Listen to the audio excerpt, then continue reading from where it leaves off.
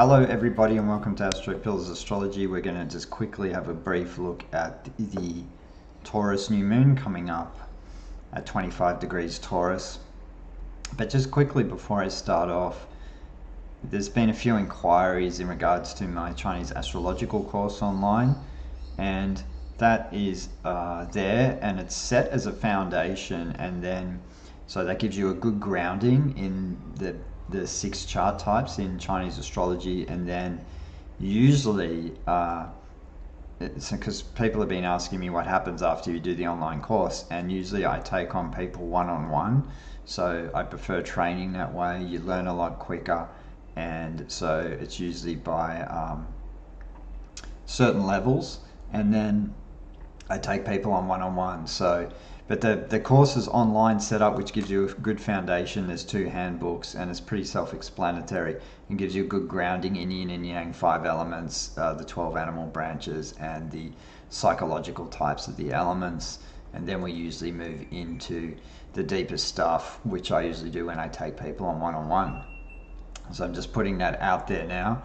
And thank you to all the new subscribers, particularly on my Substack. I got quite a few, which is good. So if people want to join me on Substack as well, there's a free platform and there's a paid one, and the paid one I usually go through.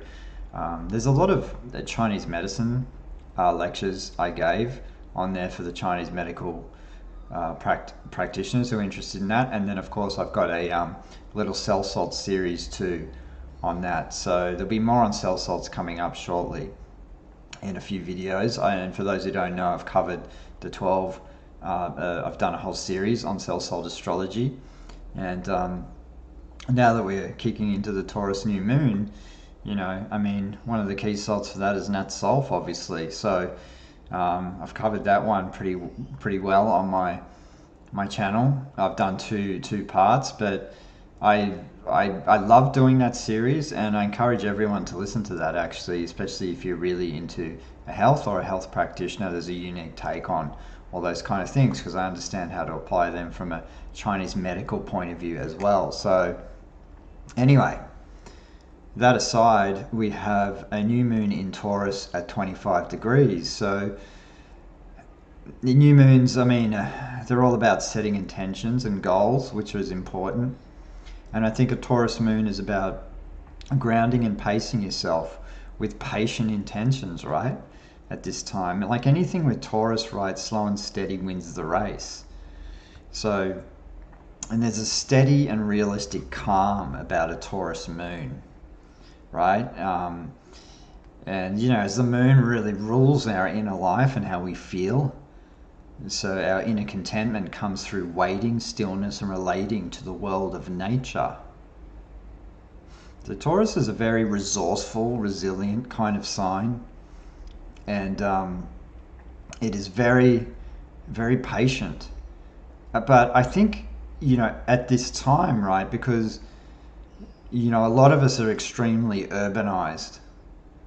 And a Taurus moon, in a way, it's good to set our intentions to really get back and ground ourselves into nature. I think this is really important, because nature is one of the greatest healers of all.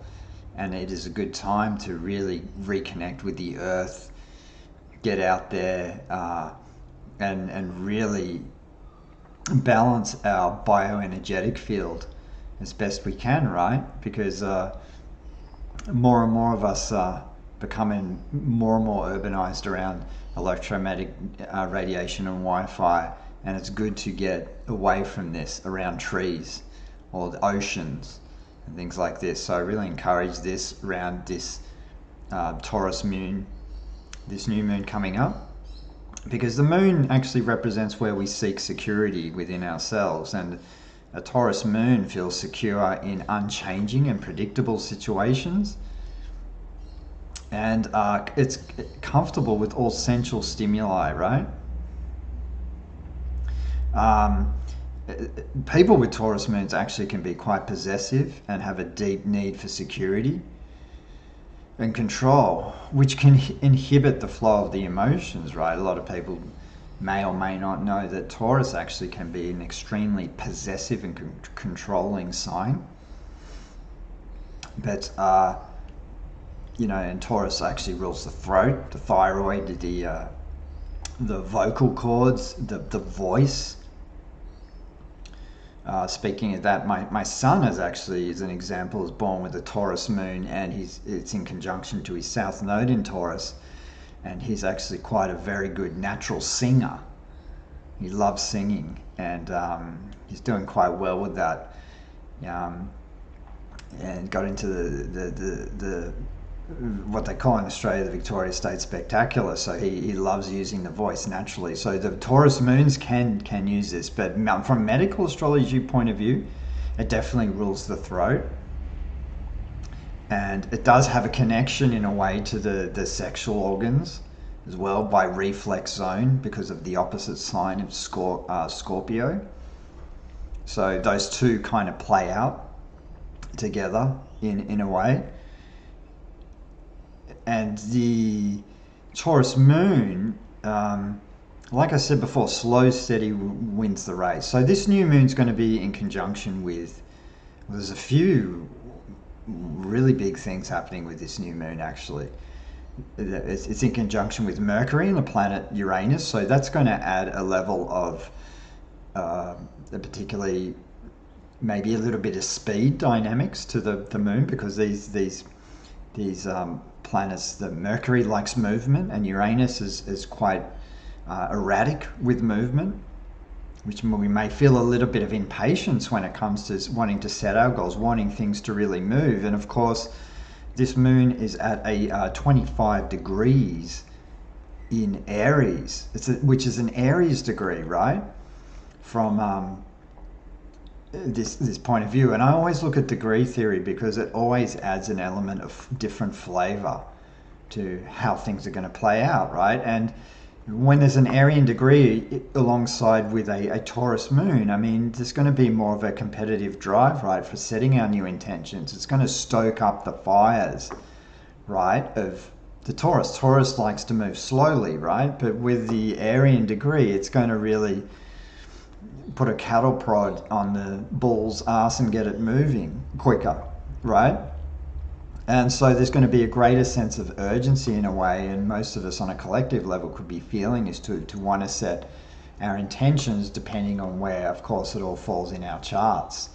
And I'll go through all the 12 signs at the end, but so so on another level, right, the Taurus moon is exalted in the sign of Taurus, so the moon's very comfortable in the sign of Taurus and feels nicely supported. And so with this new moon, I would make sure that whatever it is you're intending to set as a goal, or what your intentions are, just make sure you build something that is real, tangible, and very long lasting. Taurus is about persistence and being persistent, and you can't actually, it's one of the real strengths of Taurus is you're never ever going to reach goals without being persistent, consistent, and showing up every day, even when you're not getting the applause from the crowd, because who needs validation from them anyway? So at the end of the day, it's just about showing up for yourself, which is really, really important. Now, on a more kind of interesting level with this new moon, it's in conjunction with a fixed star Algol, which is considered extremely malefic. So for those who don't know about fixed stars in astrology, they're very worthwhile paying attention to.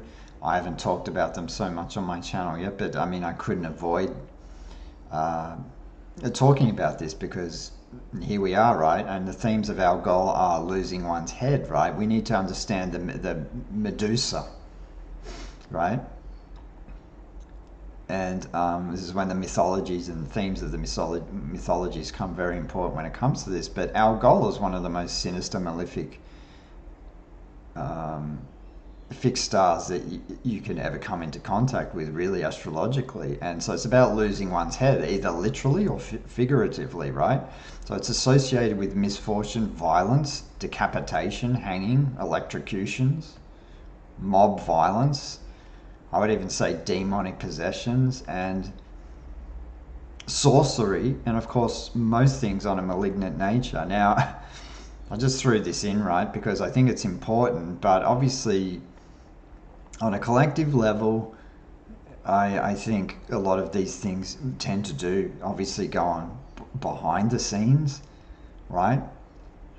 But our goals are very interesting. It doesn't mean things are going to happen like this, but I'm looking at this from a collective level and watching what's really playing out on the world stage at the moment. But then, of course, the moon is also in conjunction with an asteroid Ceres, right? Which is one of the goddess of harvest and grain.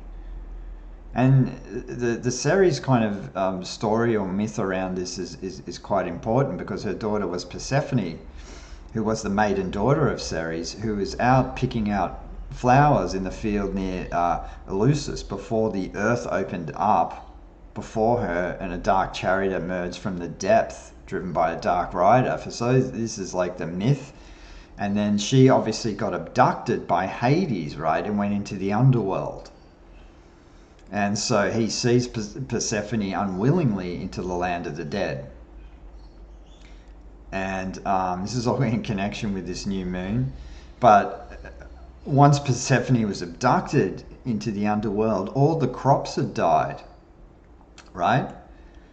And there's a long story to the myth and all this kind of thing, right? But there's the reason I'm bringing this up is you can't really ignore it, because it's in conjunction with this new moon. And it's what's kind of playing out in the world really is Ceres represents seasons, and obviously the fall into the underworld kind of represents winter. You know, when she's she's abducted by Hades and she's force-fed pomegranate seeds and this kind of thing, and it goes on with this whole story. But the reason I'm bringing it up is because of obviously what's going on in the world because Taurus represents banking and it represents food, right? And so the goddess of grain is connected to the food supplies, and she represents the seasons. But the Taurus Scorpio axis, from an astrology point of view, puts a lot of pressure on resources. That is financial and, of course, food. And so we can already see the rise of inflation and increase in food prices, not to mention everything else, right, that seems to be skyrocketing. But when the full moon comes up over the next 6 months 6 months later, right, after this new moon, I mean, we may not be so feeling it now, though down in Australia we are, because there's massive increases in food prices, and not to mention everything else. So, but I would say coming up in the next full moon, we're really going to see big themes going on, because I've been working up in the country a bit, so I know what's going on with the farms and farmers. But we're going to really see in the next Taurus full moon 6 months, one of the big themes is going to be farming, agriculture, land and cattle, right? Because Taurus represents obviously cows. So farmers have mentioned actually to me that they don't have the money to produce certain crops. And obviously I've noticed in the media there's been a lot of mentions of tick outbreaks when it comes to our cattle, affecting our biosecurity. You know, there's been eclipses previously that I've covered that have warned us about dangers to our cattle. But so what I'm trying to say is, with this new moon in conjunction with Ceres, is really what encourage us is to understand seasonal changes. And I think now probably more than ever, if you've got space to grow things, learn how to grow things. Plant your own produce, herbs and vegetables, things like this, and become as self-sufficient as you can. Because, not to preach doom and gloom here, but I think things could get very scarce. I mean, I've noticed in certain places where I tend to shop and things like this that there's a lot of food that hasn't kind of been on the shelf. So it's interesting to see what's going on. I just encourage people to do that if they've got the space and time to do it. It's really important. But anyway, I just went on a bit of a tangent with that, but I think it's important. The mundane level is really, really important just to cover a little bit. I usually don't do this, but I just threw this in because it was just too obvious not to miss on this new moon, especially when it's conjunct a fixed star Algol, and of course the asteroid Ceres. So for those who don't know too much about this kind of stuff, particularly look up the myth of Medusa in connection with Algol, and of course Ceres, and Persephone, and of course the myth of Hades. It's really important to understand because astrology is all played out on that level, on that mythological level, which connects to that psychological level. And of course it connects to the tarot as well, because this new moon falls into the third decan of Taurus, which is connected to the 7 of Taurus, the 7 of coins, and the frequency of this card is the planet Saturn. So it's like the planet Saturn in Taurus, which seeks to establish and preserve the self through steady productivity, ownership, and reliance of its own material resources, right? So the name on this card is connected to success unfulfilled. So this suggests that it's not easy for individuals to achieve success, and indicates not resting on your laurels, right? And this card, the 7 of coins, it's a period of kind of waiting, right? So it's almost like the guy's kind of I've got a different, my Substack card, I'm using the Celtic Tarot deck, which is a different one. We can see the farmer's kind of turned himself away from the coins, and he's up there with his sickle just harvesting something where you could see there's not much growth around. So what this card really kind of indicates is it's that the harvest hasn't arrived yet, but so in this case the card really counsels us in terms of patience and trust in the natural cycles of growth. So you know, it's indicating, when they say success unfulfilled, that it's not saying it's not coming, but don't prematurely give up or rest on your laurels thinking it's going to come without being persistent on a day-to-day basis to achieve it. So I just wanted to throw that in there with this. You know, Saturn and Taurus is very slow, grinding, and Saturn tends to slow things down. Energetics are cold, and it does slow things down. But this card's indicated, well, okay, there's potential for growth and success, but it's not quite here yet. So this is really important to understand. Like everything with Taurus requires patience. And just on that note, I will go through the 12 signs. So we'll start with Aries rising. So you guys will be having this new moon in the 2nd house. A time to set new intentions around selfhood, self-esteem, a look at how we value ourselves, and setting new financial goals.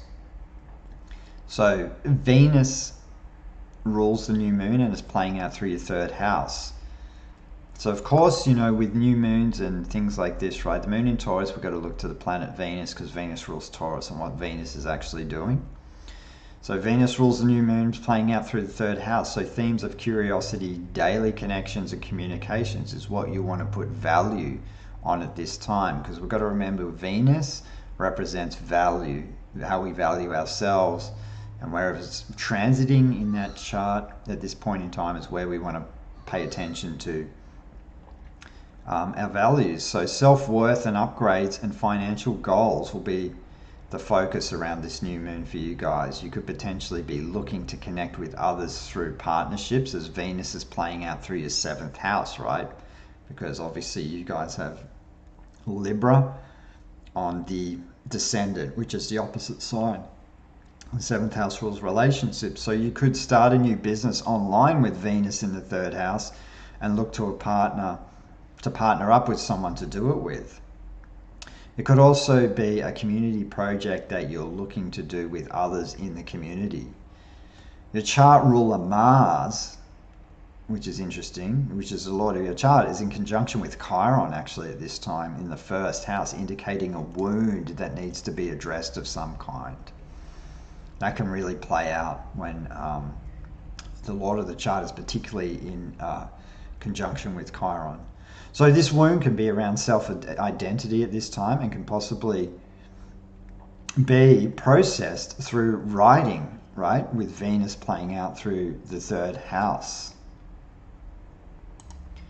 Now, of course, we have Taurus rising, and we're going to be having this new moon in the first house. And I say where because actually I have the Taurus rising as well. And for us, Venus is the Lord of our chart. So it's a time to review yourself and how you present yourself to the world. What do you want to change about your body, your physical presence that impacts your immediate environment? Because the first house is your body. It is your immediate environment. It's your physical presence that you present to the world, how you show up. So Venus, the Lord of your chart, is in Gemini in the second house, which connects to selfhood, finances, and self-esteem.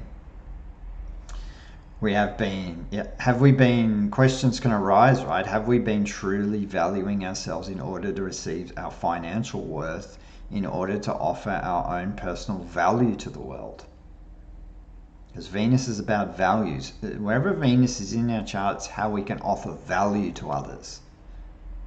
If we have nothing of offer, we always need to be striving to offer something of value. And I'm going to do a whole thing on Venus at some point. And I want to line up a few interviews with others to be able to really do a deep dive into it. But how we cultivate our skill. So another question we can ask ourselves is how have we cultivated a skill that can offer value to the world to make it a better place? Are we being authentic in our approach to life with our talents, skills, in order to truly receive what we are worth? So these questions can arise under this new moon for us, the Taurus risings, and setting intentions around how we place value on ourselves and how the world perceives us on this level. So this can be a great time to invest in ourselves and not be afraid to show the world who we truly are.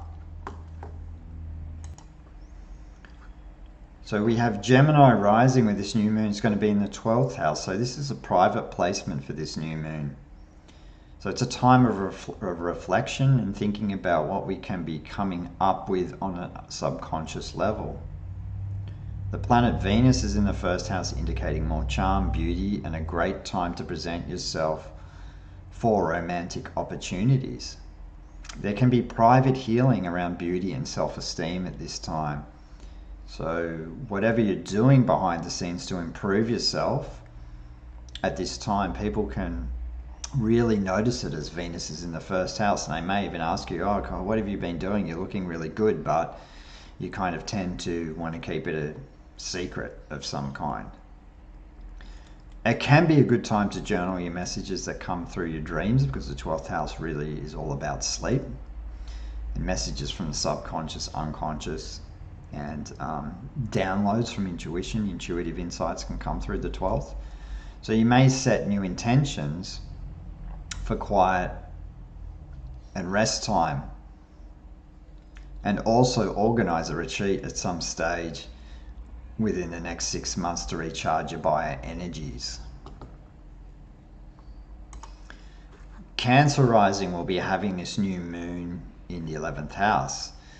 This is a house of wish for fulfillment and goals, and so it's a good time to set intentions around these.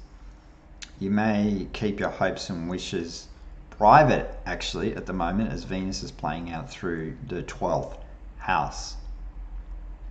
So I'd also add, with Venus in the 12th, to use your intuition and spiritual guidance to help bring your dreams and goals to fruition. So the moon rules your chart, and so for the Cancer rising, it's always important to pay attention to lunar eclipses and what the moon is doing. This is why for Cancer risings, I think even more important to have lunar returns done. So the moon is the lord of your chart, so there could be big social gathering coming up for you at this time. Having this new moon in the 11th, or maybe you're planning something that you want to do that's a really kind of big social gathering that could potentially come up around the next Taurus full moon. So, but with Venus in the 12th, you may get actually invited to private gatherings or a kind of a private group network of some kind. Leo rising will be having this new moon in the 10th house, the house of career, work, public recognition and reputation. A good time to plant new seeds in what you want to grow professionally. Venus is currently transiting the 11th house in Gemini, indicating your career opportunities and public recognition can come from connecting to people you know. Transiting Venus in the 11th can indicate a busy time socially, and plenty of connections can be made. If you don't have many connections now, there will be a time. This will be a time. Now will be a time to set your new intentions to make them, as this can benefit you professionally over the next 6 months. So it's a good time to really, really put yourself out there with the new moon in the 10th house. Virgo rising will be having this new moon in the 9th house. The planet Mercury, your chart ruler, is in conjunction with this moon, which suggests your mind will be on topics of the 9th house represents. So this can be travel, higher education, philosophy, publishing and teaching. Maybe setting tensions around all of this around your new moon. The Venus placement is currently transiting your 10th house, which can indicate a shift in values in work and the career arena. And you may be generally get loved and appreciated at this time for the work you have actually been doing with Venus in the 10th house. You also may have to travel to work, in which in turn you can shift your personal philosophical values over the next 6 months. Libra will be having this new moon in the 8th house, the house of death, rebirth, psychological shedding, joint resources, will, taxes, and inheritances. A very deep house, the 8th one. It's the house of the occult, the hidden, one of the psychological houses next to the 12th and 4th houses, I would say. The planet Venus is transiting your 9th house at this point in time. Venus is the lord of your chart, and being in the 9th house, tied to the 8th house, with this new moon, your personal values can shift when it comes to understanding your deeper psychological needs through intimacy. So what needs to be shared when it comes to sharing with my significant other can be a question that can come up. What parts of myself need to die and be reborn in order to create a deeper and more meaningful relationship? These kind of questions can come up, and it can be a definitely deep, intricate time to examine relationship needs at this time. There can be an honest conversation actually with your partner about shared resources and shared values with this in your relationship, and particularly to do with educating yourself when it comes actually to financial investments and things like this at this time. Scorpio will be having this new moon in Scorpio rising, will be having this new moon in the 7th house. This new moon bringing all your attention to your relationships, because that's what the 7th house is. If you're single, it's a good time to set your intentions to meet someone. If already connected, there will be emphasis on relationship renewal. The planet Mercury in conjunction with the new moon in this house can indicate conversations that need to be had with your partner, and if single, could be a good time to mingle, talk, collaborate, as Mercury is connected to your 11th house, so it could be a really good time to put yourself out there. With the planet Venus transiting the 8th house, this will indicate a need to make a deeper connections when it comes to relationships. That will require deeper intimacy. But either way, over the next 6 months, you will want more depth when it comes to one-to-one relationships. Sagittarius will be having this new moon in the 6th house. It's a good time to pay attention to what is going on with your health and daily routines and habits. And also pets as well. And the 6th house is quite an interesting house. It's connected to service as well.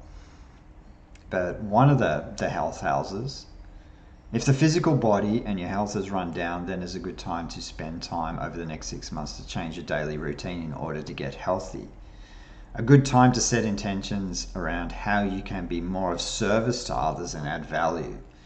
Your value at this time will be emphasized through Venus in the 7th house. So what can you offer of value to other people over the next 6 months with Venus transiting the 7th? Because the 7th house is not just intimate relationships, it can be professional ones as well. So what can you add? And obviously, if you're looking for new employment at this time, it's a good time to have a look around, as the 6th house connects to employment. And when Venus in the 7th house, a partner can help you through this in connection to finding employment. So we have Capricorn rising. We'll be having this new moon in the 5th house. And the moon here is about taking the chances, having fun, being creative. It's about children as well, expressive, finding a new hobby of some kind. Venus transiting your 6th house can indicate being creative at work or how you can add value to your daily habits and work routines. Your work routine may become more pleasurable and enjoyable with Venus in the 6th, but with, tending to balance and harmonize the environment. The 5th house is also connected to dating, so you may be making more time for it at this point in time instead of just work. So you may also be working a side hustle or creative project that starts to have more of an impact on your daily schedule. The 5th house rules pregnancy as well, so if you're planning to conceive, then it's a good time to plan for it at this point in time. Aquarius will be having this new moon in the 4th house. This moon puts an emphasis on your home and family. A good time to plan for renovations or buying and selling, or feeling grounded and secure with your home environment, which is a great moon for that actually. Taurus can really, which I didn't talk about actually, but Taurus moons really they seek security in the earth. So a home and a physical land and a house is really important for them. So you guys having an Aquarius rising may really feel this at the moment. So Venus is transiting your 5th house, which is a good time to set intentions around home, aesthetics, and harmonizing the environment. You may be working on the children's bedroom or planning on entertaining within your own home in the next 6 months. The 4th house represents the roots of our being and ancestry. So at this time you may feel it extremely valuable to do some digging into your ancestry and your real roots of your race and the culture and where you actually come from during this new moon. Pisces will be having this new moon in the 3rd house. Pisces rising, so a good time to set intentions around communications, writing, blogging, websites, short courses, moving around town. You may it's about cars too, buying, purchasing cars, and dealings with siblings and neighbors. So relationships with females and siblings can be highlighted here with Venus transiting your 4th house. This new moon is a really great new moon for writing intentions, as the 3rd house rules the word. It has a Gemini subtone to this kind of house, and so it does rule the mind. But it's interesting that your chart ruler Jupiter is in sextile with the moon in the 5th house, right? Which can really bring an abundance in creative ideas at this time. So just make sure to write them down, because you could get a lot of fluctuations of insight around there. So pay attention to the home front, especially with the planet Uranus actually is transiting here, the 4th house, which can bring change. So you'll probably be open to relocating with Venus in the fourth, and possibly there could be a purchase of a property as well around this new moon, or if you're making plans and setting intentions around doing that. So this is just my little take on the Taurus new moon coming up, and we will chat very soon. I've been talking a lot about the moon lately, and I'm just been a bit snowed under with clinic and things like this, so I'll try my best to mix up the topics a little bit, because there's so much other stuff I really want to put out there. So thank you for listening, guys. I always appreciate it.